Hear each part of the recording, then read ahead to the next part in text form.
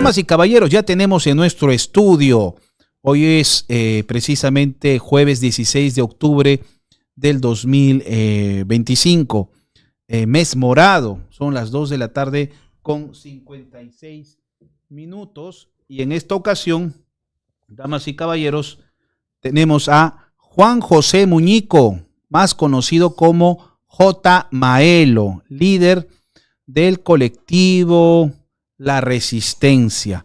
J, ¿cómo estás? Buenas tardes, bienvenido. Hola, ¿qué tal, Suriel? Buenas tardes. Estamos en una situación sumamente caótica. ¿Qué hubiera pasado, J. Maelo, si la resistencia o uno de ustedes hubiera roto un vidrio, por ejemplo, de IDL o de la casa de esta señora impresentable, la asesora de Hurtado Miller, la señora Morsa, Rosa María Palacios, que dice que un arma, que un molotov, una bomba molotov, no es un arma? ¿Qué hubiera pasado si ustedes de la resistencia hubieran hecho, por lo menos roto una banca de un parque? A ver, cuéntanos. Hola, ¿qué tal? Sí, mira, justo comentaba en la mañana yo, ¿no? A través de mis redes sociales, mira que los medios de comunicación, los mismos que nos han dicho colectivo violento, que son los mismos que antes de poner la resistencia siempre tienen que poner colectivo violento, la resistencia, siempre en portadas, en lo que ellos puedan escribir, ¿no? Pero hasta ahorita yo no veo que le hayan puesto protesta violenta. No encuentro ninguna portada, no encuentro ninguna línea donde se hable de protesta violenta, ¿no? O de vandalismo. Pero sin embargo a nosotros sí, pues, ¿no? Vándalos, delincuentes, ampones, y yo por eso desde el año 2018 estoy pidiendo, son 7 años, pidiendo dónde está la violencia, que nos muestren un video o alguna prueba donde nosotros hayamos ejercido la violencia, como sí lo están haciendo en estas marchas de ahora. Y precisamente los que nos acusan de violento son los mismos que justifican este tipo de acciones, bueno, de estos que sí son vándalos, que sí son delincuentes y que sí son aprendices de terrucos, ¿no? Porque, o sea, sembrar el terrorismo sembrar el terror es parte del terrorismo, creo, ¿no? Maelo, en un video que se hizo viral, encontré un argumento, en un video que se hizo viral en tus redes sociales, estimado Maelo, encontré una frase muy interesante. El negocio macabro de la mafia caviar. ¿A qué te referías con ese término? Claro, es algo a lo que ellos están acostumbrados a hacer ya hace mucho tiempo, ¿no? Yo había denunciado esto hace un año y tengo por eso procesos en la Fiscalía, y precisamente en la Fiscalía de Derechos Humanos, que es esta sección que han creado ellos mismos. O sea, los mismos caviares han creado la Fiscalía de Derechos Humanos para perseguir a los que somos disidentes en pensamiento de ellos, ¿no? Y yo hablaba sobre ese tema ya, aquellos tiempos, que ellos promueven las marchas. Es obvio, creo que es evidente que nosotros vemos cómo ellos van promoviendo las marchas a través de todos los medios de comunicación que ellos manejan, que ellos controlan. Luego, cuando hay disturbios, cuando hay este tipo de manifestaciones, ellos empiezan a cogotar a la policía. Les toman, mejor dicho, como se dice, los atan de manos a la policía. Hemos visto a Rosa María Palacios y demás decir, hay del policía que dispare, 30 años se va a ir preso.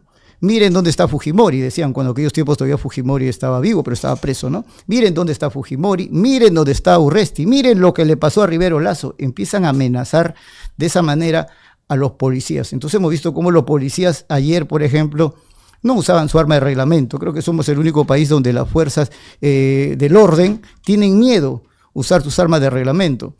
Entonces hemos visto cómo los policías se van defendiendo solamente con sus escudos.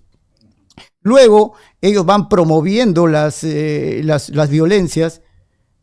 Cuando hay muertos, se van a la Corte Interamericana de Derechos Humanos, prácticamente juegan en pared con esa corte prevaricadora, buscan indemnizaciones y cobran hasta el 30% por cada muerto.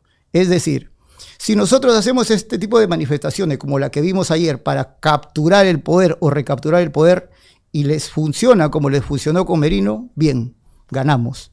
Pero si no funciona, como no les funcionó con Dina Boluarte, ¿no? Que se paró al frente y le dijo que no iba a ceder a ese chantaje de los muertitos. Cuando no le funciona, igual, salen ganando porque van procurando en el camino que los muertos vayan sumando. Entonces, sumaron 60 muertos, imagínate, Suriel, cuánto dinero hay en cobrar el 30% por cada muerto cuando son 60, ¿no? Las ONGs llevan el caso de Inti y de Brian a una entidad supranacional. Esa entidad supranacional solicita después de un proceso sumamente rápido, express, una indemnización. Puede ser 4 o 5 millones de soles en beneficio de los familiares. De esos 5 millones, unos 2 milloncitos, el 30% de esa indemnización del Estado proveniente de los impuestos de todos los peruanos se van a los bolsillos de los ONGeros, de Lengua Mocha, de los financiados por... Es decir, los muertos son un negocio macabro y muy rentable. Obviamente, o usted cree, amigo Suriel, que ellos van a empadronar muerto por muerto, han recorrido Ayacucho, Juliaca, Andahuaylas de buena gente, ¿no? Obviamente porque ellos van a ganar. Lo han hecho con los terroristas, a quienes han disfrazado de víctimas. Los de Barrios Altos y La Cantuta han sido disfrazados de víctimas. Entonces han pasado que las víctimas se han vuelto victimarios y victimarios víctimas. Eso es lo que ha sucedido. Ahora, se da cuenta, en los medios de comunicación, lo único que están poniendo en sus distintas plataformas es ataque de la policía. La policía lanza perdigones. Hay comunicados ya, comunicados donde dice que la policía también ha agredido a los periodistas.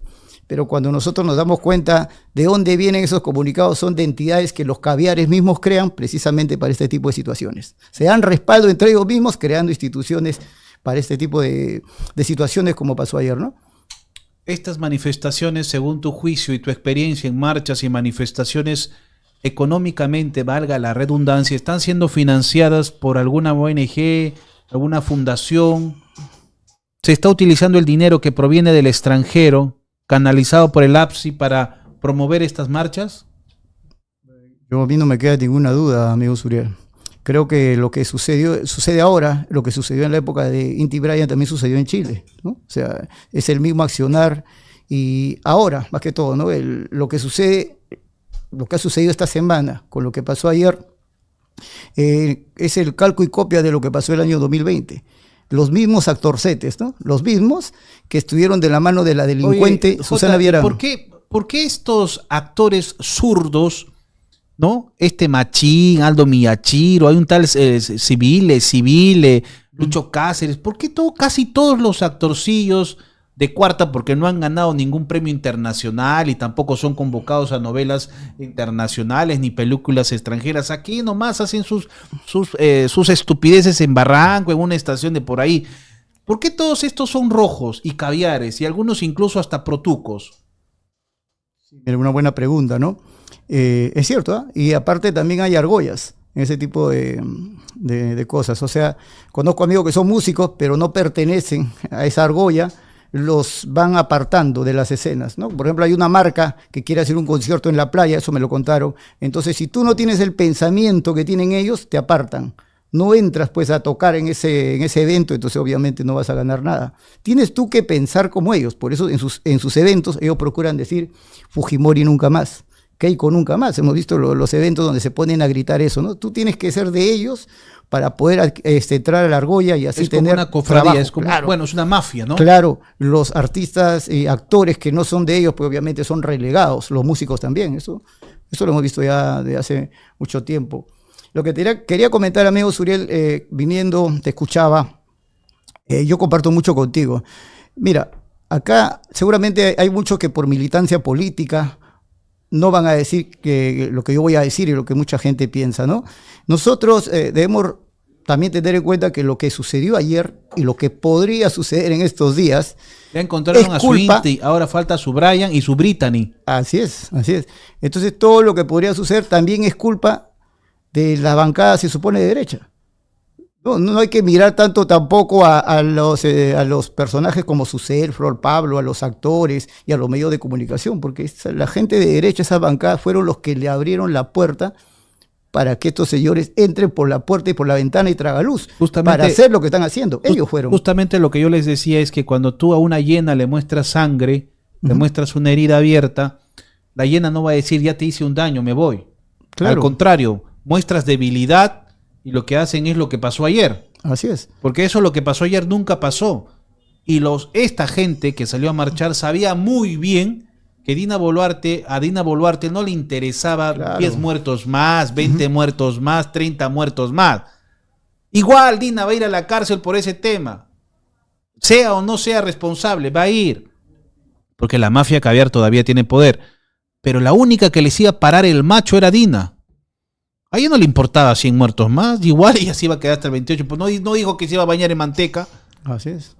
Está bien. Ahora, Maelo, continúa. Claro, y mira, porque la marcha, antes de Dina, la que se programó para el 15 de octubre, que era ayer, era una marcha donde estaban muchos artistas que iban a participar, estaban comunicados y confirmaban su participación artistas. O sea, no iba a tener el nivel de violencia que ahora ha tenido ayer, ¿no? Porque era una marcha más que todo de artistas, de farándula. ¿Y qué pasó? Y sacan a Dina Boluarte, ponen a los que ellos también sabían quién iba a venir, los que promovían la vacancia de Dina sabían quién venía, y empezó todo. O sea, acá es que estos señores de la derecha, disculpe amigo Suriel, esto le abrieron la puerta a los mismos que hicieron lo que sucedió en 2020 con Manuel Merino. Noviembre del 2020. Claro.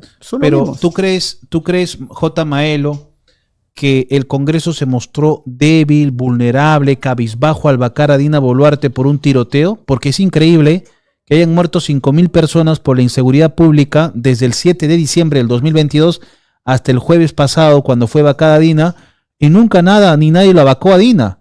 Murieron 53 personas en las manifestaciones de diciembre del 2022 y enero del 2023.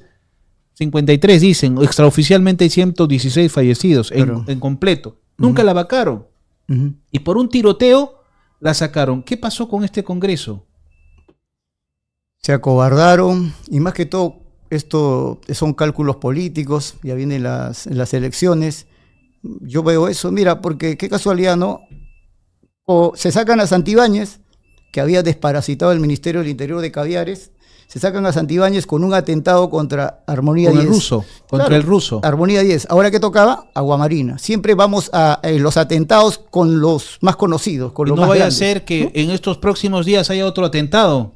Ya también contra ¿quién sería? Sería contra un futbolista. Corazón Serrano, ¿no? No queremos más violencia, pero contra Corazón Serrano, contra algún futbolista reconocido, claro, ¿no? Así es.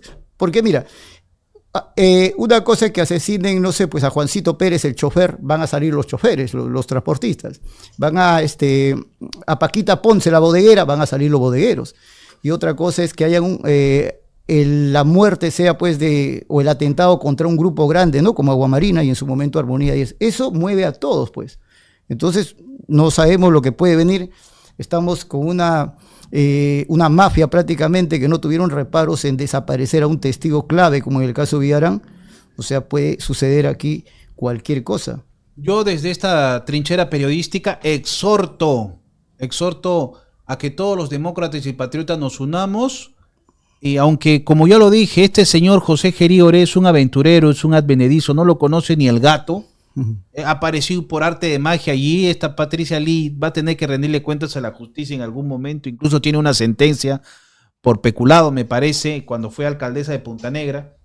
Pero, por ejemplo, hace 2 minutos, el Pleno del Congreso de la República no ha admitido a debate la segunda moción de censura contra el presidente José Gerí Oré, y la mesa directiva del Congreso continúa vigente con Fernando Rospigliosi. Claro. Bueno, era creo que los que se veía venir, ¿no?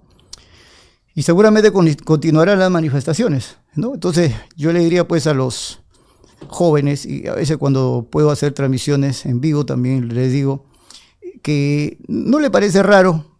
Suriel, tú estabas en aquellos tiempos, nosotros hemos convocado marchas contra Odebrecht, ¿no? Una en la Plaza San Martín y otra en el Parque Kennedy. Con Roberto Vieira. Claro. Ese Roberto Vieira con la cara de... ¿No? ¿Te acuerdas? Dime. Sí, ¿Acaso Suriel, a usted le invitaron a los medios de comunicación a hablar sobre la marcha? ¿Acaso a mí me invitaron a convocar la marcha? No, nos silenciaron.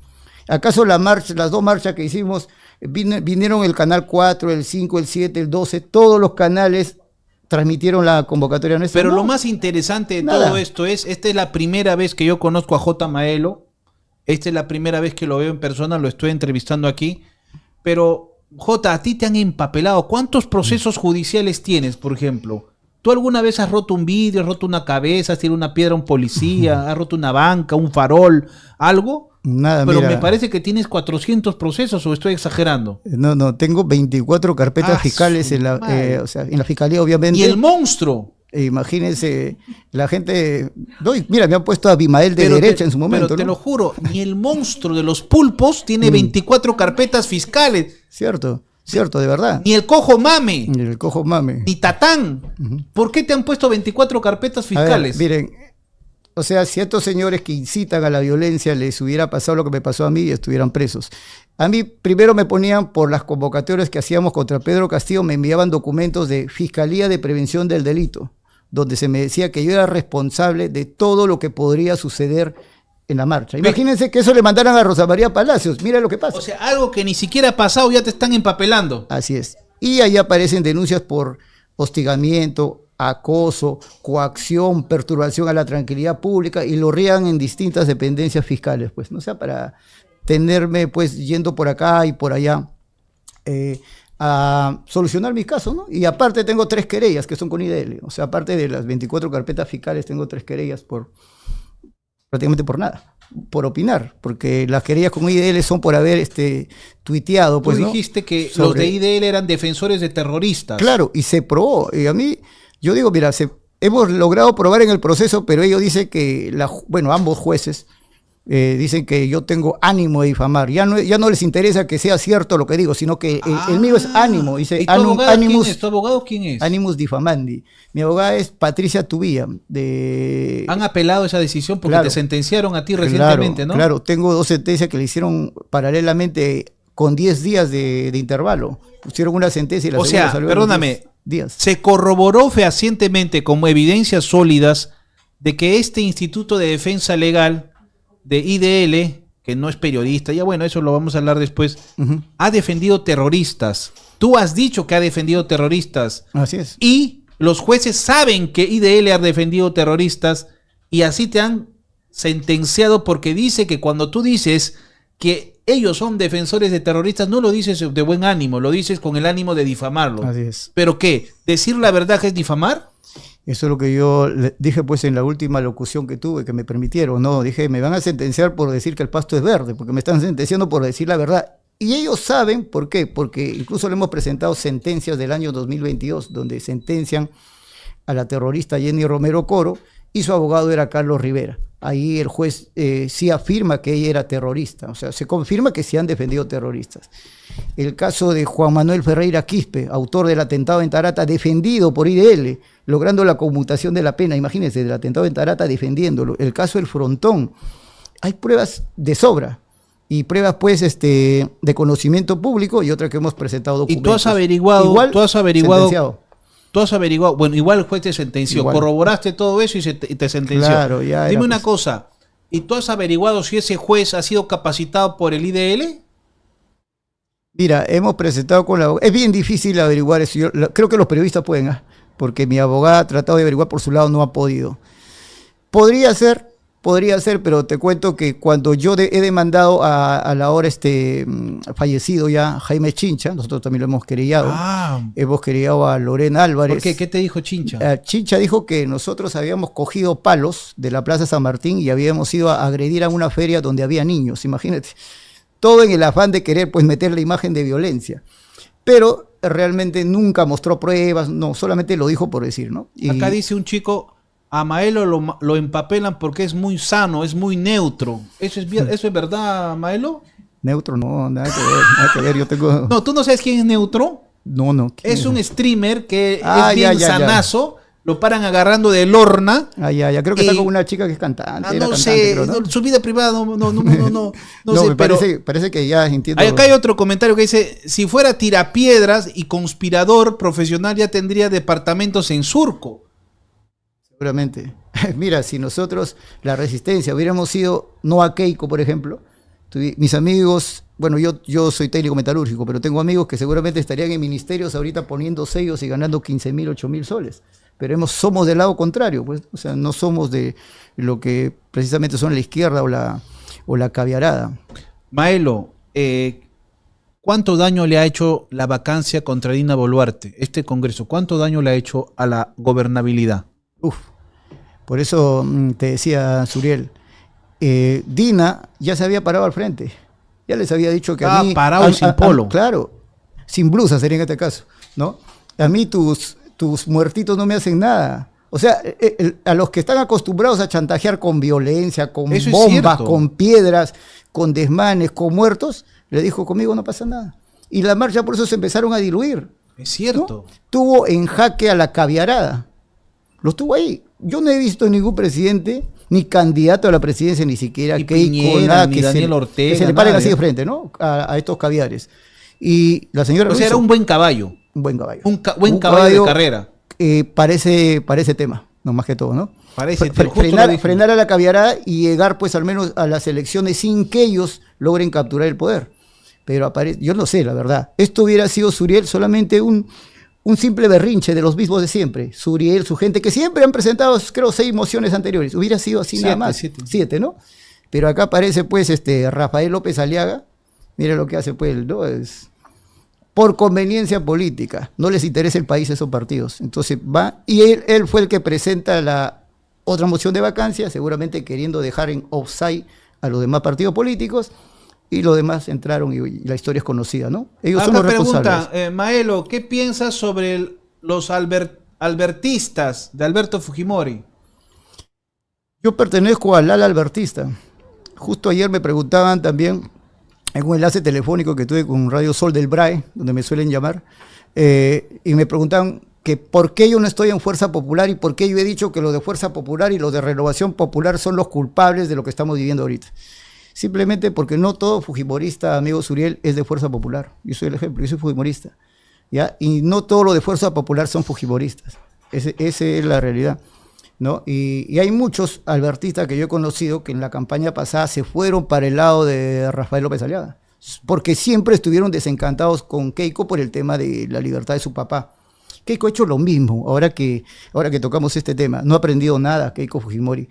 Cuando PPK indulta a su papá, justo estos señores de la izquierda, ¿se acuerdan cuando iban a ir a votar por la primera vacancia de PPK? Los de la izquierda abandonaron el hemiciclo. PPK indulta a Alberto Fujimori y estos de Frente Amplio y Nuevo Perú se acordaron que PPK era corrupto y presentaron una moción de vacancia. Se reunieron con la gente de Fuerza Popular. Fuerza Popular no debió reunirse con ellos y eso propuso la renuncia de PPK, la llegada de Vizcarra, y Vizcarra metió 3 veces presa a Keiko Fujimori. La señora no ha aprendido, parece, ¿no? Ha vuelto a cometer. Parece que es una cabeza dura en el error. ¿Por qué? La señora Dina Boluarte, si los albertistas podemos reconocer algo de ella, muy aparte de lo que acabo de mencionar por plantarse frente como una muralla infranqueable ante la caviarada, lo que podemos reconocer es que cuando a Alberto Fujimori le dan la libertad el 17 de marzo del año 22, el presidente era Pedro Castillo. Pedro Castillo no lo dejó salir. Tomó un papel que le llegó de la Corte Interamericana y que para eso demoró él 13 días, aguantó 13 días la salida del expresidente Fujimori. Con ese papel dijo, yo no puedo liberarlo porque hay una orden de la Corte Interamericana. Y Dina Boluarte, cuando ya llega al poder, sucede lo mismo. El Tribunal Constitucional ordena la inmediata libertad del chino, y a Dina Boluarte también le mandan el papelito, y Dina Boluarte hizo un avioncito en el papelito y lo botó por la ventana. Y dijo que a mí no me interesa esto, y Fujimori salió.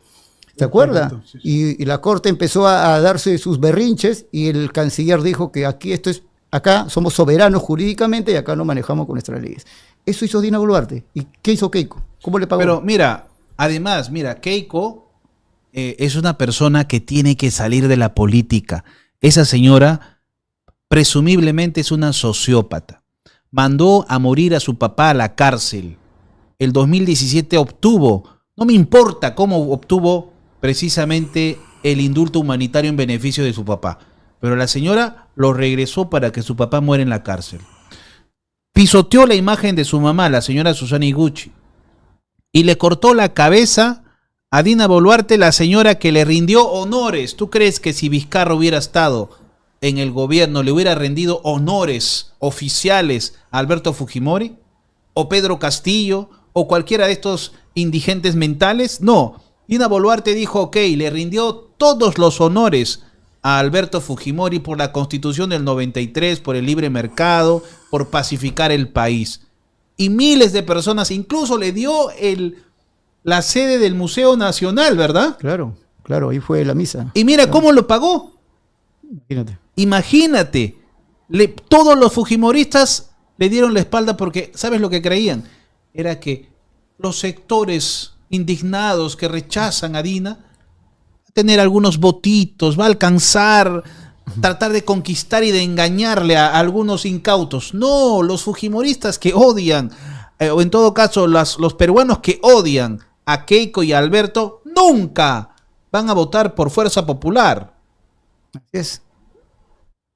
Y ambos partidos, amigo, Suriel, los naranjas y los celestes y por ahí de allá para los rosados, ellos creen que haciendo eso, los que los odian van a pasarse a sus filas o a apoyarlo. Ya hemos visto los comentarios en las redes sociales, ¿no? Le dicen que se quieren lavar la cara, ustedes la han sostenido, ustedes la han defendido, ahora quieren lavarse la cara. O sea, igual, los que la odian la van a odiar siempre a Keiko, los que lo odian a Rafael lo van a odiar siempre. Yo no entiendo, la verdad, qué asesores han tenido para hacer lo que han hecho y a dónde nos han llevado, pues, ¿no?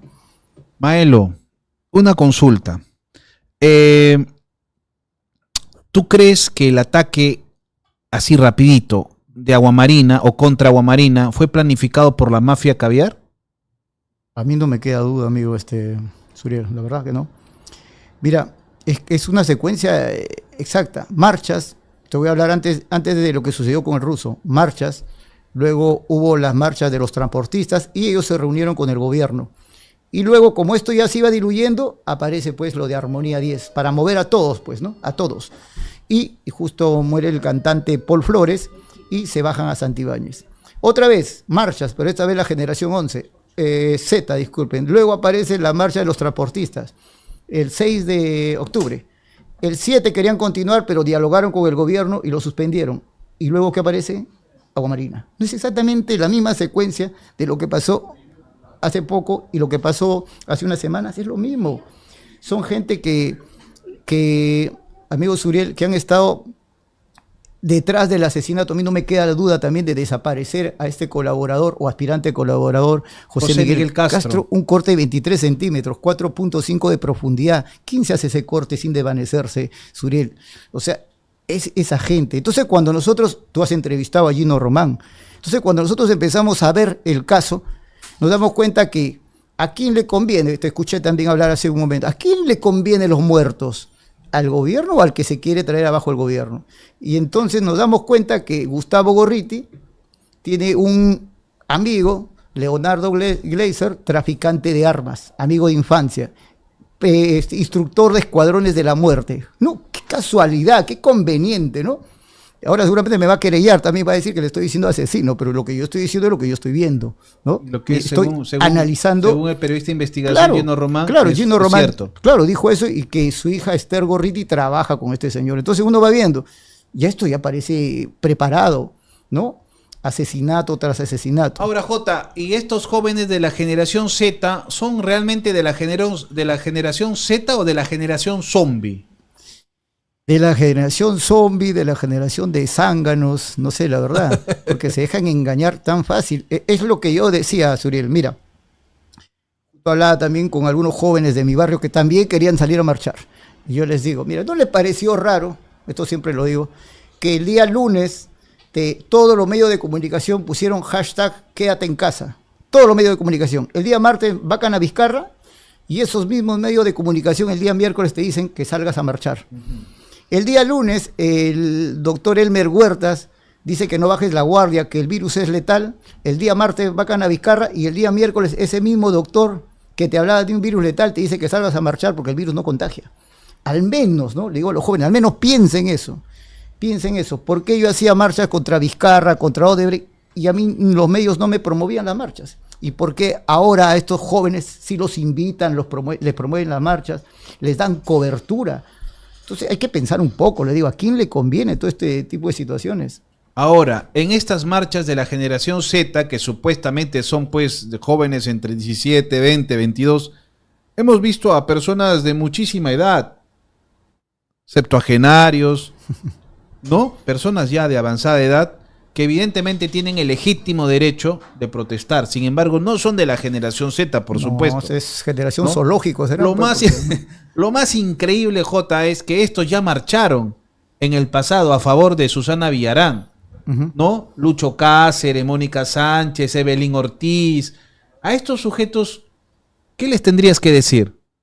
Mira, pero claro, como decía al inicio, ¿no? Son los mismos personajes que estuvieron de la manito con la delincuente Villarán, ¿no? O sea, van a marchar contra la delincuencia los que estuvieron con una delincuente de la manito ahí, revolcándose con los millones y millones de dólares que venía desde el Brasil. ¿Qué moral tiene esta gente para dársela, pues, de que ellos sean los convocantes? ¿No? Por la dignidad, como dicen ellos, ¿no? Nosotros lo hemos conocido. Yo no sé si aquellos jovencitos de la generación Z, que no son tan jóvenes tampoco, ¿no? No puedan haber tenido, o sea, estamos hablando de 5 años atrás que sucedió. Son los mismos del Merinazo. Del Merino no me representa, del que te decían que hay que votar por Castillo porque mi dignidad debe estar intacta. Son los mismos que te decían no a Keiko, no hay que votar por Keiko, porque después recibían trabajo, pues, en el Ministerio de Cultura, ¿no? Claro. Cuando entró el gobierno de Ollanta, trabajitos ahí. Y están indignados por el tema también de la ley del cine, ¿no? Ahí están Maelo, ¿cómo tú tienes información de cómo va la salud del señor que decía que estaba mal y que ya estaba muriendo, agonizante? Incluso una vez salió con su gorrita a tratar de generar conmiseración, pena, pero en vez de encontrar conmiseración, solidaridad, empatía en la sociedad peruana, pues lamentablemente para él, muchos sectores de la sociedad se empezaron a burlar, lamentablemente, de la enfermedad de Gustavo Gorriti. ¿Qué sabes de él? Si tú me hablabas, yo decía, ¿quién es ese señor? Estaba pensando y pensando ya. Ah, claro, de verdad, ¿no? Sale con un gorrito, no se parecía que iba a nadar, porque un gorrito sin visera, cerradito y dando pena, ¿no? Y demacrado, se habrá maquillado, ¿no? Porque de ahí a 3 días salió, pues, que estaba normal y dice que está más fuerte que nunca. Este mismo señor, ahora me hace recordar, me abrió una demanda también, pero esta vez en la fiscalía. Y entonces le tocaba declarar justo el mismo día que yo estaba, o sea, una especie de careo, ¿ya? Y lo que pasó, que su abogado Juan José Quispa manda un oficio diciendo que él no puede ir a declarar porque su vida corría peligro. Mira, así de dramáticos y patéticos son los caviares, ¿no? Manda un escrito diciendo: mi defendido no puede ir a declarar, mi representado, porque su vida corre peligro. O sea, Gustavo Gorriti podría morir si iba a declarar delante de Maelo, ¿no? Maelo, ¿Gustavo Gorriti para ti es un vil cobarde? Yo creo que sí. ¿Qué tendrías que decirle si lo tuvieras al frente, por ejemplo? Gustavo Gorriti es un cobarde, pues cobarde, manipulador, es el verdadero cáncer, ¿no? Ese cáncer que él tanto se queja, el verdadero cáncer del Perú es él, ¿no? Mira, ya ha recibido un premio, creo, ¿no? Un premio periodista mundial, creo. Un premio recontrañanga, un premio bien polémico, ¿eh? Y de ellos mismos, pues, de ellos mismos, es lo que digo. Ellos crean organismos nacionales, internacionales, y entre ellos se premian. Y se dan comunicados de solidaridad a ellos también, ¿no? Maelo, tus candidatos presidenciales, ¿tienes algunos por quien te estás decantando quizás? Estoy decantando, sí. Yo hasta antes de que promuevan la vacancia y lo que sucedió con Dina, yo iba a votar por López Aliaga. Ahorita yo no sé, quizá vote en blanco, la verdad que esa era mi opción, ¿eh? Rafael López Aliaga. Rafael, yo te vi, yo te escuché que tú estabas de alguna manera defendiendo, incluso algunas veces cuando yo critiqué a Rafael López Aliaga, tú me decías, no estoy de acuerdo tanto con tu postura, y ahora cambió un poco. Mira, pero se han demostrado que no les interesa el país.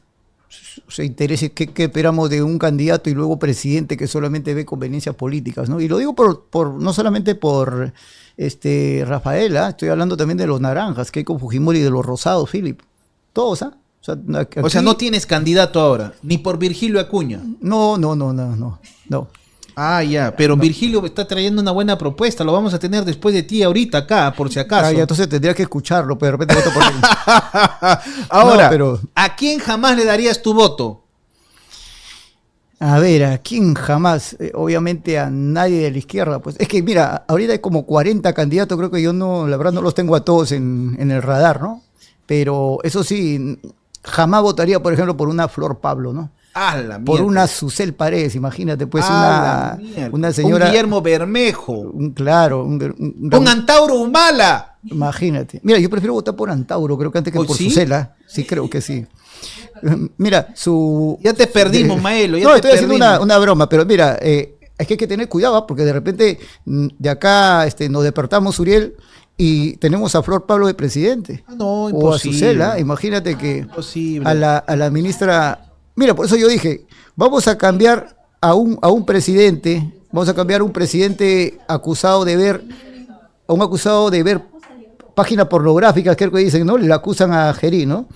O sea, vamos a cambiar a un presidente acusado de ver páginas pornográficas y vamos a irnos por la ministra porno de Vizcarra. Nos hemos olvidado los textos escolares de la época cuando ella era ministra de Educación de Lagarto. O sea, ¿no? O sea, yo no he visto tanta apología. Igual o peor de degenerada. La última pregunta, J. Maelo. Oye, hace unos días hemos visto cómo Philly Butters pecó de soberbio y asistió a la decana de Juliaca, una radio, por supuesto, totalmente de izquierda, ¿no? Él dijo, no, yo voy a ir a pecharlo, yo mismo soy el sabelón.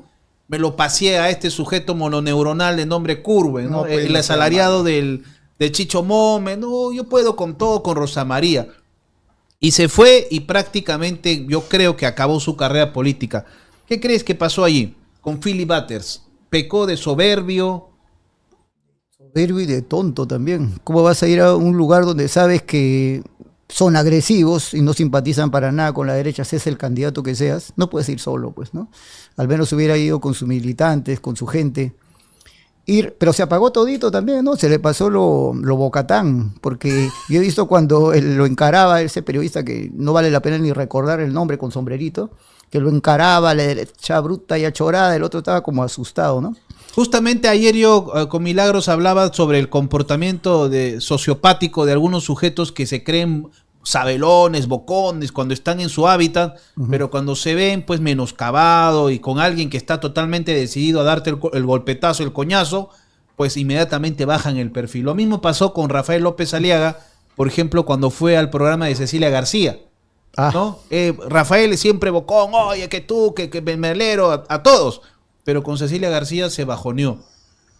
Igual este señor Philly Butters. Pero bueno, sí, dame tu mensaje, J. Maelo, para despedirnos del programa. Ahí, por favor, tienes la cámara y exhorta al pueblo peruano a que no hagan precisamente o hagan caso omiso a estas manifestaciones enteramente politizadas y vandálicas. Claro, yo me dirigiría más que todo a los jóvenes, ¿no? A los jóvenes que no se dejen manipular, que no se conviertan en carne de cañón de la misma gente que fueron los que sacaron a Inti Bryan de sus hogares para llevarlos a una muerte que les favorece solamente a ellos, recuperar el poder, recuperar los ministerios, las consultorías, las asesorías, los millones del Estado que han perdido con Dina Boluarte, lo quieren recuperar. No sean carne de cañón, y si van a marchar, marchen pacíficamente, ¿no? Que nada les cuesta. Bueno, damas y caballeros, hemos estado con Juan José Muñico, más conocido como J. Maelo, líder de la Resistencia. Le agradecemos muchísimo por asistir, J, y nos estamos viendo en un próximo episodio.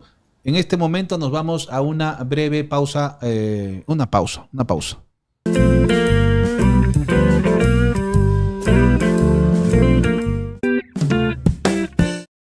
Listo, damas y caballeros, después de esta breve pausa hemos estado con J. Maelo, hemos conversado sobre la coyuntura sumamente delicada que está experimentando el país como gobierno, como democracia, como Congreso y como sociedad en sí.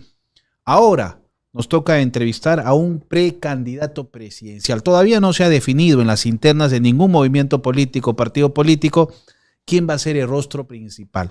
Él está, me parece, compitiendo con la lista de Armando Macé, Luis Basalar, y tenemos en esta ocasión a Virgilio Acuña Peralta. Él es ingeniero civil y político con una larga trayectoria, hermano de los también políticos, ¿no? César Acuña Peralta y María Acuña Peralta. Fue congresista de la República por la región de Lambayeque en el periodo 2011-2016 de Ollantumala, cuando gobernaba, y ha fundado su partido Perú Federal, el federalismo, y acaba de lanzar su precandidatura a la presidencia. Buenas tardes, bienvenido, ¿cómo está usted? ¿Qué es Perú Federal? ¿Qué es el federalismo? Explíquenos. El Perú federal es la solución a los problemas que el Perú tiene actualmente. A los problemas sabemos, los orígenes de los problemas también lo sabemos, lo que nos falta es la solución. Nosotros planteamos que dentro de esta gran crisis social, política, económica que vive el Perú, la única salida es trasladar el poder a las regiones, trasladar el poder al descentralizar y ahí buscar esta unidad que el Perú tanto necesita. Este fraccionamiento social, este conflicto entre dos grupos del Perú, los que están acá y los que están allá, tiene que resolverse porque si dejamos así no sabemos la consecuencia que pueden tener. Y la propuesta es el federalizar, trasladar el poder a los pueblos del Ande, a los pueblos interior, para que sean ellos quienes deciden sobre su futuro. Interesante propuesta. Hemos visto, ingeniero Virgilio Acuña, que en el gobierno, por ejemplo, de Alejandro Toledo y Alan García Pérez, en efecto, de alguna manera se ha adoptado el concepto del federalismo. ¿Por qué? Porque se le ha dado el poder a los gobiernos regionales, ¿no es cierto? Pero lamentablemente en ese momento se llamaba presidencia regional, ¿se acordará usted? Ya no ha fracasado ese sistema o ese concepto, ese mecanismo de descentralizar. Lo explico ahora, pero primero quiero que la gente entienda bien la situación en que vivimos. Vivimos una situación en la que prácticamente existen dos países. Un país imaginario, que es el país del Congreso, del Poder Ejecutivo, del Poder Judicial, de la institución. Ese es el país ideal, imaginario. Y un país real, que es el país de la gente que está aislada, que no tienen comunicación, no tienen agua, no tienen luz. La de los cerros que no pueden subir a su dormitorio, a la selva que no tienen que comer, a la selva que los ríos están atascados de minerales. Esos dos países, esas dos situaciones es la que lo tiene entrampado a la sociedad. Prácticamente, usted conoce el pantano. El pantano es cuando usted es un ciénago y no puede salir. Y ahí está el Perú empantanado entre un país que es el legal y otro país que es el real. Y ese es el problema que tenemos que resolver. ¿Qué propone usted para que sea diferente a lo que ya se hizo? Eliminar este estado, este país imaginario que es el centralismo, eliminar a este país imaginario que está conformado por las organizaciones políticas tradicionales, porque son ellos los que no han sabido gobernarnos, eliminar todas estas organizaciones y personas que quieren seguir gobernando porque ellas son lo que han ocasionado el fracaso y pasar a un nuevo sistema de organización. Una organización donde las regiones y los pueblos que conocen su realidad puedan plantear la solución de los problemas. En la práctica se necesita una visión de largo plazo para juntar estos dos Perús y tener un solo país que es el Perú del tricentenario. A través del concepto y la ideología y la filosofía del federalismo. Y claro, y usted mencionó el tema de la regionalización en la época de Toledo. En efecto. Pero permítame, según información proveniente de la Contraloría General de la República, solo en el año 2022, en el gobierno de Pedro Castillo, todo el año 2022 y parte del 2021 que asumió Castillo, se ha desaparecido en temas de corrupción en los gobiernos regionales un total de 23.800 millones de soles. ¿Cómo usted va a luchar o va a tratar de instaurar este concepto federalista en un país que de alguna manera su clase política está putrefacta en corrupción? Son dos temas. El tema de la corrupción que está tanto en el gobierno central como en las regiones, pero tenemos de hablar del tema de la regionalización que vino en la época de Toledo. Estuvo tan mal y estaba tan mal planteado en la regionalización en ese momento que, por ejemplo, el Callao, y ojo, esto es un ejemplo muy claro del fracaso de esa propuesta. El Callao es un solo territorio, pero sin embargo tiene un gobernador regional y tiene un alcalde provincial. Prácticamente hay dos gobiernos para un mismo territorio. Para Lima, tienes el alcalde metropolitano de Lima, que tiene 12 millones de habitantes, pero además tienes el gobernador como alcalde metropolitano y tienes un tercer gobierno que es el gobernador de las provincias de Lima. Tienes 3 gobiernos ahí. Entonces, para que vean lo mal que se diseñó y por eso no ha funcionado. ¿Y qué propone usted? Que cada región tenga autonomía. Ojo, autonomía para construir su futuro en función a los recursos que cada región tenga. Pero eso no sería debilitar al gobierno central. Es que el gobierno central tiene que debilitarse para que el poder se pase a las regiones. El origen de los problemas actuales es por tanto poder que tiene el gobierno central. Fíjese, para hacer una posta médica, para hacer un camino, para hacer un puente, para ponerle baños a los colegios, para usar la cancha deportiva de los pueblos, hay que pedirle permiso al gobierno central. Y ese es el problema. Pero voy con la corrupción. A ver, es cierto. Permítame, ¿qué significa potenciar las regiones? ¿Cuáles serían, en 5 pasos, cómo usted potenciaría la región? Un ejemplo. Por ejemplo, en el Cusco hay necesidad de construir 10 colegios. ¿Ya? Que sea el pueblo del Cusco que decide cuál colegio se hace primero. El gobierno regional de Cusco. La población, o sea, por último, con votación. Ahora, oye, tú coges cabildeo. Lógico. En el Cusco hay 10 colegios por construir, pero que sea el Cusco el que decide cuál es el primer colegio por hacer. Porque no hoy día. El Ministerio de Educación. Y no el Ministerio de Educación. Porque hoy día tiene que venir a Lima a formar cola para ver qué colegio le hace. Y en esa espera de que hago este colegio y el hago el otro, está la corrupción de por medio. Hemos llegado al extremo de que un expediente para pasar de un escritorio a otro tiene que dar plata. Y ese es el gran problema del Perú, la burocracia y la corrupción. Por eso es que se pierde 20.000 o 22.000 millones de soles por año, que no solo en los alcaldes y gobernadores, sino también los ministros, viceministros y congresistas. Para eso, básicamente lo que tendríamos es que los ingresos del Cusco lleguen al gobierno regional, ya no lleguen al MEF. El Cusco pero es un camino sumamente zigzagueante y delicado. Pero esa es la voluntad política, pues. El Cusco produce 220 millones de dólares por año. ¿En qué? En Machu Picchu. Ya. 220 millones de dólares. Y toda esa plata viene acá al Ministerio de Economía. Y el de Economía traslada 80 millones de soles para que paguen planillas. ¿Por qué la plata del Cusco no se queda en el Cusco para construir los colegios o las postas médicas? Hay carreteras. Muchos le van a decir que usted está optando por un concepto populista. ¿Usted qué les respondería a ellos? No, esto es una realidad. ¿Qué población no va a querer tener autonomía?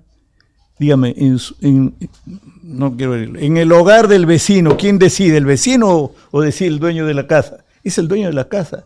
Y en Cusco, en Arequipa, en Puno, en Amazonas, yo acabo de venir de Trujillo.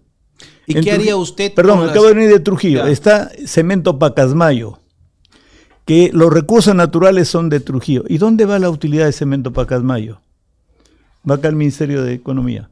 Y lo de Trujillo, Pacasmayo, Guadalupe, Chepén, son pequeños agricultores. Usted, señor Virgilio, usted me está hablando de regiones ricas, pero de las 20 y pico regiones que tenemos, hay algunas que no tienen casi nada. Por ejemplo, Huancavelica, ¿qué produce? Dígame usted, por favor. Huancavelica es la región más, perdóname que yo lo compare, justamente el concepto que usted dice es el gran problema para el país, porque tenemos gobernantes que no conocen la realidad, absolutamente ignorantes, usted no, los gobernantes, ignorantes totales. Huancavelica está la central hidroeléctrica del Mantaro, que es la que da el 70% de electricidad a todo el Perú. Dime, ¿no es una región rica Huancavelica?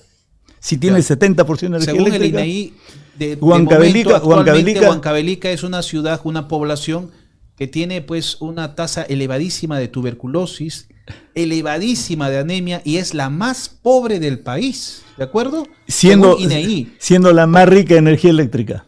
¿Cuánto produce? El 70% de energía eléctrica del Perú está en Huancavelica. En cifras, como ingeniero usted. No, el porcentaje de energía eléctrica, pues no puedo decirle cuánto cuesta esa energía, pero si tú eres dueño de esta luz que usted ve acá, es de Huancavelica. ¿Y por qué Huancavelica está abandonado? ¿Por qué Huancavelica no tiene nada si es dueña del 70% de energía del Perú y es dueña de minas? Hay varias minas que vienen de la época de la colonia. ¿Se acuerda del mercurio? Viene de la época de la colonia y ese de Huancavelica. Entonces, el gran problema de nuestro país es que los centralistas, los gobiernos tradicionales, no conocen la realidad y como no conocen la realidad, dejan a las poblaciones abandonadas. Y nuestra propuesta es que las poblaciones disfruten primero de su riqueza. Caramba, interesante. Entonces, el federalismo es eso. Es que, perdona la energía con que hablo, pero acabo de venir de Trujillo. Ya. En Trujillo está el Puerto Salaberry. ¿A quién beneficia Puerto Salaberry? Ya, entonces... En Trujillo está... Entonces tenemos regiones ricas que todo ese dinero llega a Perú, a Lima, a la central, y de aquí se reparte a diferentes fuentes. El federalismo es eso, descentralizar y distribuir de manera justa. Sí, fíjese, decía Albert Einstein que la mejor forma de enseñar es con el ejemplo. Yo ayer estaba en Trujillo, está 3 días en La Libertad, y uno escucha Patás, ¿no? Ya. Pero Trujillo tiene tres sectores. El sector de Pacasmayo, Guadalupe y Chepén, que son pequeños agricultores que viven de una agricultura tradicional y familiar. Tienes al sur, tienes Chao, Virú, que tienen el proyecto Chavimochi, que están las grandes agroexportadoras. Y tienes arriba en la sierra, tienes 7 provincias. Huamachuco, Santiago de Chuco, Patás, Bolívar, 7 provincias que no tienen carreteras. O sea, si está ahí en Trujillo la minera más rica del oro, que es Patás, ¿por qué esos pueblos no tienen carreteras? ¿Usted no habló de eso con su hermano César Acuña? Pero él no lo va a resolver, él no va a resolver. Pero claro, él es gobernador regional. Pero siendo él debiera saber más que yo, ¿no? Claro, pero por eso yo le pregunto, usted ama a su hermano, yo lo he escuchado, usted tiene un aprecio especial como hermano. Y usted no se sentó en algún momento a hablar, oye, no viajes tanto a Madrid, quédate acá en Trujillo, haz estas carreteras, haz algo, usted que es un ingeniero. ¿Y qué le respondió él? Yo no, ese es un tema que yo no puedo comentar acá, pero yo estoy comentando la realidad. Y la realidad es también que el gobernador, en este caso mi hermano, no ha resuelto los problemas que tiene la Libertad de Trujillo. Pero ojo, eso va a ser una mochila pesada para su apellido, de usted. Así lo entiendo. Le van a decir, oye, si su hermano ha estado aquí y no ha podido desarrollar Trujillo, ¿usted por qué quiere esto? ¿Qué le respondería usted? Pero ojo, y yo cuando explico el proyecto federalista, no estoy buscando un beneficio para mí, para que sea una carga. Yo no estoy diciendo voten por mí. Yo lo que estoy explicando de que el sistema que tenemos ahora es un sistema que ha fracasado y que tenemos que pasar a otro sistema. En Trujillo ahorita están celebrando una convención empresarial. Ya. Y la primera estadística que publicaron en Trujillo es que de cada 10 personas, 9 no creen en el sistema. No creer en el sistema significa no creer en el Ejecutivo, no creer en el Congreso, no crees en la policía, no creer en la Fiscalía, no creer en el Poder Judicial, no creen en nadie. O sea, si de 10, 9 no creen en el sistema, lo que hay que hacer es cambiarlo. Yo he dicho muchas veces como empresario, este es un sistema que ha fracasado, que no cumple su misión, por lo tanto, como empresario hay que declararlo en quiebra e ir a una reestructuración del sistema, y por eso que nosotros proponemos lo que es el sistema federal. El sistema federal que es descentralizar. Es descentralizar, pero descentralizar de verdad, descentralizar de realidad, y no como hizo Toledo, que creó en Callao 2 instancias innecesarias, ¿no? Claro. A ver, acá tenemos un comentario. Mi pregunta para don Virgilio Acuña. ¿El federalismo no nos conllevaría al separatismo y o tribalismo? No. Estados Unidos... es Dante Albert quien nos ha hecho ese comentario. Me parece que es un alto militar o algo así. Yo entiendo lo que es el separatismo, y ese temor se tuvo en España cuando Barcelona luchaba por su autonomía. Pero España tiene autonomías. Y de ninguna manera el federalismo puede conducirnos al separatismo, porque tenemos países como Estados Unidos, como Canadá, como Alemania, Suiza, que son federales y ninguna provincia quiere separarse. Al contrario, yo creo que es al contrario. Cuando establezcas una organización federal, lo que va a hacer tener una organización más justa, más armoniosa, más complementaria, y lo que va a permitir es la unidad de todos los peruanos. Más bien ahora el peligro del separatismo, porque si no me atiende yo me voy, ¿no? Es el peligro actual. Claro. Ahora, cambiando un poco de tema, hemos hablado ya del concepto del federalismo. Vayamos a temas puntuales que realmente flagelan a la sociedad peruana, específicamente Lima Metropolitana y el Callao, y algunas otras ciudades como usted precisa, Trujillo, Chiclayo, Chimbote, el puerto de Chancay, donde la tasa de criminalidad e inseguridad pública se ha incrementado de manera sumamente lamentable, preocupante. ¿Y qué planteamiento sólido y concreto tiene este partido que usted dirige? En realidad, el problema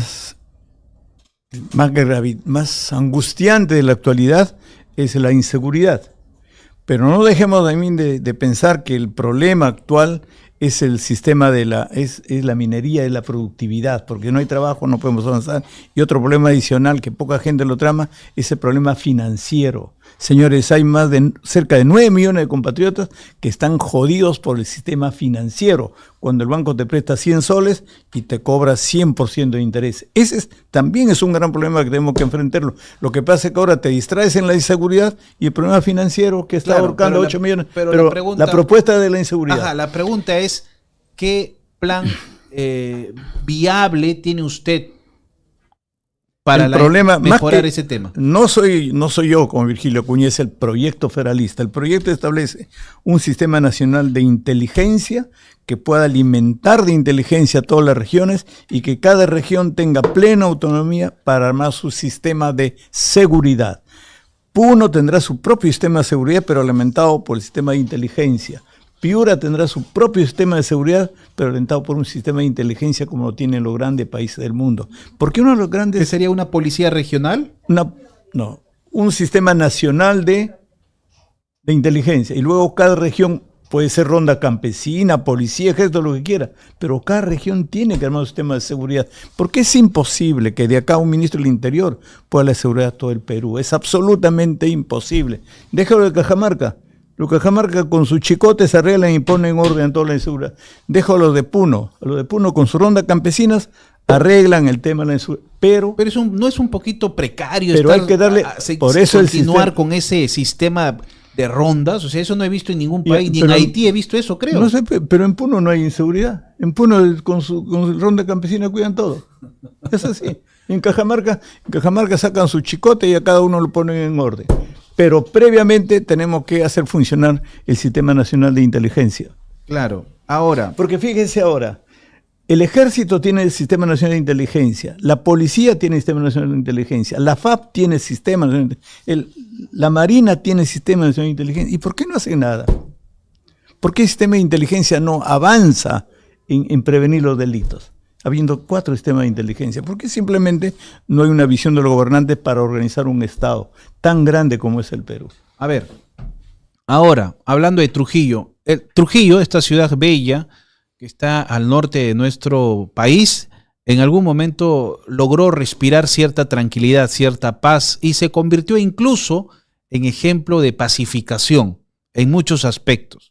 Pero de un tiempo a esta parte, el señor César Acuña, que obviamente usted es un personaje individual, incluso siendo hermano, pero ¿cómo calificaría usted la gestión en temas de seguridad pública de su hermano César Acuña Peralta, que recientemente incluso ha decidido renunciar al cargo de gobernador para postular a la presidencia? Por supuesto que es una calificación desastrosa, porque la inseguridad en Trujillo quizá se ha desarrollado mucho más que en otras regiones. Ahí no hay ninguna duda. Es una decisión penosa porque cada vez hay más inseguridad en Trujillo. Ahora, nosotros... Pero quiero complementar algo más con Trujillo. Como dice, Trujillo siempre ha sido una ciudad admirada por las universidades, por su nivel cultural, por su nivel de la cultura, la marinera, lo mochica, su comida. Su comida tiene todo lo más hermoso. Y el clima. Esa es una maravilla. Playas, su gente. ¿Y cómo se ha convertido ahora en una ciudad invivible? ¿Pero usted no le echa la culpa de alguna manera a la clase política, señor? Sí, a la clase política. Por eso es que yo quería complementar y le pedí ayer a los trujillanos. Tenemos otra pregunta, estimado señor Virgilio, de nuestro auditorio. Termino lo de Trujillo. Por eso es que ayer a los trujillanos, en un mensaje que he tenido, les he dicho que ojalá, fíjese, antes de que San Martín proclame la independencia en 1821, en diciembre de 1820 ya Trujillo declaró su independencia. Y ojalá los trujillanos sean capaces de declarar su autonomía regional antes de que cualquier otra región. A ver, tenemos una pregunta de nuestro auditorio.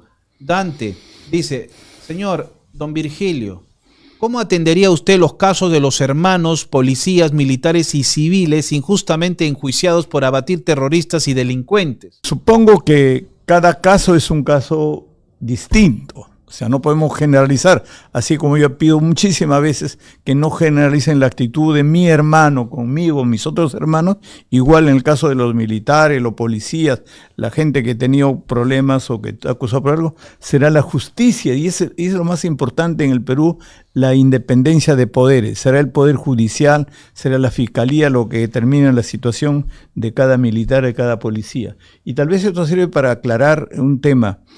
La gravedad de la situación social en nuestro país es porque prácticamente en este momento tenemos como una dictadura del Congreso. El Congreso hace exactamente lo que ellos quieren con el Poder Ejecutivo, con el Poder Judicial, con la Fiscalía, y estamos así como la vez que Fujimori, que era el Ejecutivo el que decidía todo. Ahora tenemos un Congreso que es el que decide todo, y ese gran problema del Perú, vivir en una dictadura. Por eso que son las marchas. Y por eso que la gente pierde la vida, porque una dictadura interfiere en los otros poderes y no se puede encontrar justicia. O sea, ¿usted considera que aquí en Perú estamos en dictadura? Por supuesto. Bueno, pero ojo, hay muchos chicos que no saben, y le digo a los chicos con todo mi cariño, la dictadura es cuando un solo poder decide sobre los otros poderes. En la época de Fujimori había una dictadura porque él como presidente intervino el Congreso, intervino el Poder Judicial. Ahora este Congreso hay que intervenir al Ejecutivo. La ha sacado la presidenta y han puesto su títere ahí como presidente.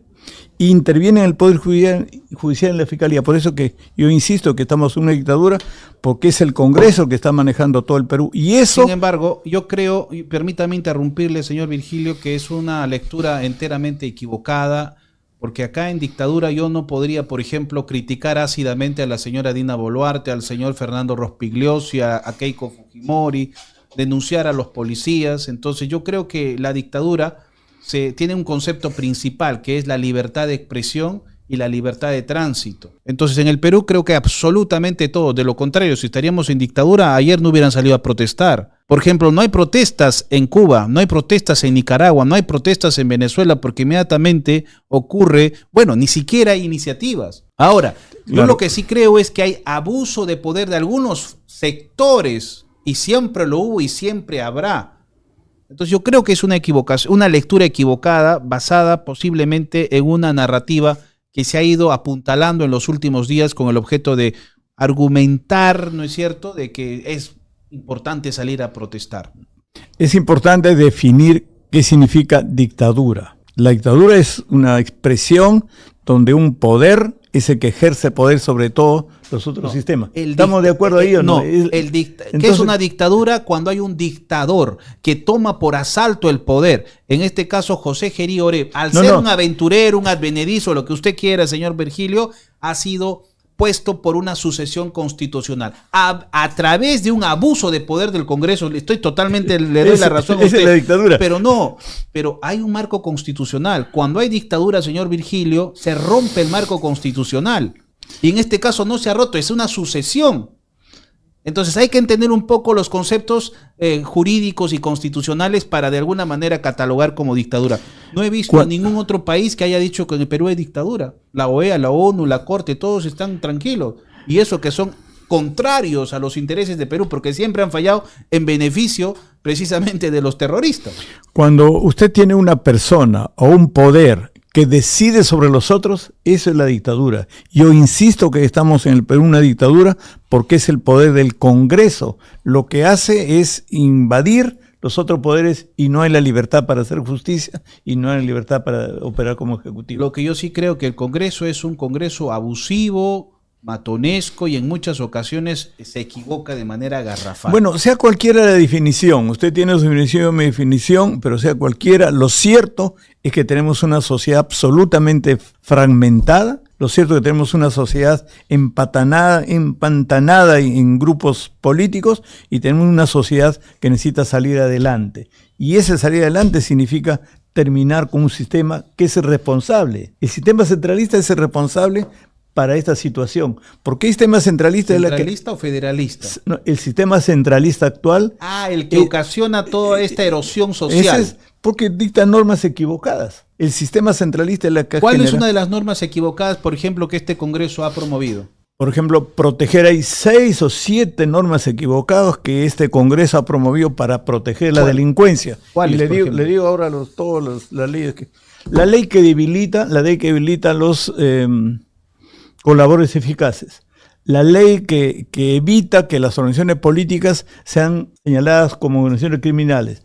La ley que evita o que debilita la presencia de la Fiscalía. Hay 8 leyes que este Congreso ha facilitado para facilitar el tema de la delincuencia. Le comento con mucho respeto y humildad, y estoy muy agradecido que usted haya estado conmigo aquí el día de hoy, señor Virgilio, pero yo creo que los proyectos de leyes aprobados por este Congreso en muchas ocasiones han hecho un gran beneficio al Perú, en muchas ocasiones. En otras se han equivocado garrafalmente, yo le doy la razón. En esta situación, por ejemplo. Claro, hay 8 leyes que han facilitado. Eso lo vamos a poder debatir ampliamente. Por ejemplo, la ley que debilita las acusaciones por lavado de activos. Es una ley que debilita ir contra la corrupción.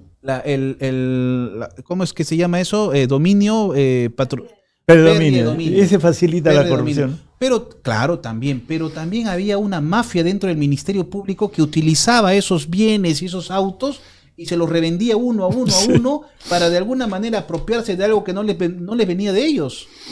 Entonces hay cosas que tenemos que debatir. Pero yo creo que es importante primero estar de acuerdo de que hay un responsable para la situación, la crisis y la gran fragmentación. Exacto. Y la polarización del país. Que es la clase política. Esa es la clase política de derecha tradicional, no importa, cualquiera, derecha, izquierda, pero son los responsables. Estamos de acuerdo en eso, señor Virgilio. Y que por lo tanto tenemos que buscar una salida. No, la salida no es que yo quiero ser presidente.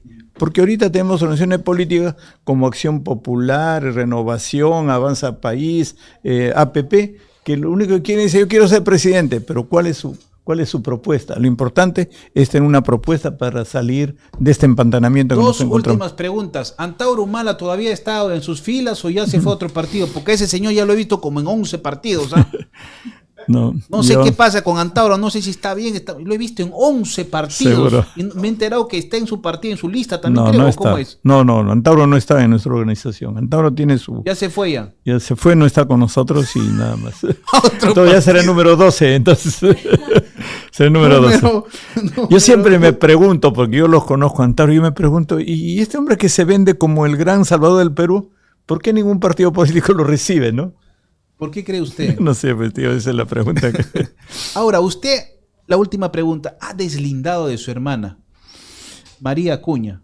Yo en realidad no tengo ninguna relación política con ninguno de mis hermanos. Ninguno. Yo tengo mi propia visión del país, tengo mi propia propuesta del país y ellos tienen su propia propuesta que no coincidimos en nada políticamente. Sí, porque lo he escuchado criticar incluso por la pérdida de su título de maestría y que por un fenómeno natural y todo eso. Cosas bien raras que pasan en su familia de usted, señor Acuña. Pero que no me carguen a mí, que no me caigan a mí, porque a la hermana se le pierde su título, ¿no? Claro, qué raro que se le pierde el título al otro. Ahora, y última pregunta. Yo a usted lo veo un personaje enteramente en algunos aspectos, ¿ah? No en todo. Lúcido. Y me sorprende porque lo escucho con coherencia, pero su hermano Acuña es un personaje, ¿no? Ahora, yo creo que la pregunta final sería, ¿qué espera usted de este actual gobierno de José Geriore? Nada, en realidad nada, porque es la continuidad de un contubernio que tiene entre el Ejecutivo y el Congreso. Yo no espero nada porque, ya sabe, cuando hay un contubernio entre el Ejecutivo y el Congreso es para buscar los intereses de ellos y no para buscar el interés de la población. ¿Usted cree que lo saquen?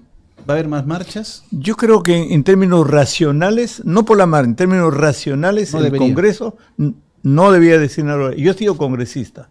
Yo he estado en 2011 y el 2016. Y cuando hay una situación como esta, en que tiene que reemplazar a la presidenta, lo lógico que tiene que ver el Congreso es a quién designo para que reemplace a la presidenta. ¿A quién designaría? Ya, pero te termino eso. Lo normal es pensar, por eso que la Constitución establece que no se puede decidir 3 días antes ni después de 10 días. O sea, en caliente. Para que en caliente, no puedes al minuto. Porque pues, estás visceral, estás ese es el gran problema. Por eso que yo le llamo unos inútiles. Porque si ya la ley te establece que antes de 3 días no puede decidir, ¿no? Ni después de los 10. Tampoco se puede vacar, ¿no? Entonces, lo normal es que tú reflexiones y de todos los 130, ¿quién es el que reúne el perfil correcto? ¿Quién reúne? No tengo una interpretación, pero si usted tendría que elegir a uno, ya usted ya tiene el voto dirimente, dígame. Yo, si fuera por mí, sería por Gladys Echaíz. Está bien, yo no digo que es lúcido, es lúcido, pues. Yo podría, es lúcido, pero te cuento, es un tema de no es tan Antauro. ni tan APP. Ni tan César Acuña. Por eso es que los reglamentos están hechos ya por la experiencia de la vida de tantos años. Oye, compadre, antes de 3 días no decidas nada, ni después de 10, para que te dé esa lucidez, que no lo tiene, para escoger a las mejores personas. Y producto de esa angustia de la gente por empezar a nombrar a un pata, ¿cómo puedes tener de representante del presidente de la República a un pata acusado por violación? Es una vergüenza internacional. 7 carpetas fiscales, pero bueno. Pero ojalá, pero la ley también establece renovación, porque como soy encargado, el Congreso puede hacer un acto de reflexión con más profundidad, con más reacción y decir, señores, cambiamos la mesa directiva y ahora al señor le corresponde reemplazar la presidencia de la República. ¿Qué sería lo más racional? Estoy hablando ahora con absoluta racionalidad y con la edad que tengo. Tengo 74 años. Yo creo que al Congreso le corresponde reflexionar y decir, este señor nos hemos equivocado, así que le corresponde a otra persona. Bueno, damas y caballeros, hemos estado con el ingeniero civil y político, fundador y promotor del partido político Perú Federal. Hoy hemos hablado de muchos temas importantes. Señor Virgilio Acuña Peralta, le dejo su cámara para que usted se pueda despedir del auditorio. A todos los... Cuando yo hago así, le estoy mandando un abrazo a todos mis compatriotas de la sierra, la selva y la Amazonía. A mis amigos de Juliaca y de Puno y de Loreto y de Tumbes. Hasta la próxima. Muchas gracias. Señores, regresamos después de esta pausa comercial en Recutecu Media.